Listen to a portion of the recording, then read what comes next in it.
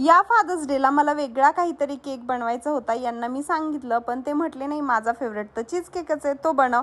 मग मला काहीतरी वेगळं ट्राय करायचं होतं, म्हणून मी काय केलं, बिस्किटांच्या ऐवजी पहिला लेअर आहे ना, तर तो मी ब्राउनीचा बनवला आणि नंतर मिक्सरच्या भांड्यामध्ये cream cheese, whipping cream, condense milk, cornflour आणि व्हॅनिला एसेन्स टाकून याला फिरवून घेतलं.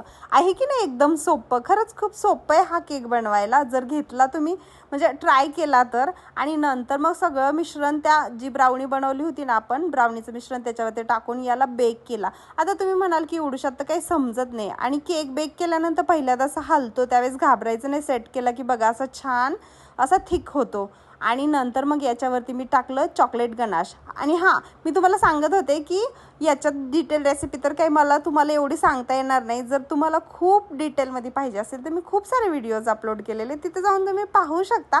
आणि हा होता आजचा केक. कसा वाटला कमेंट करून नक्कीच सांगा. व्हिडिओ आवडला असेल तर लाईक, शेअर आणि सबस्क्राईब.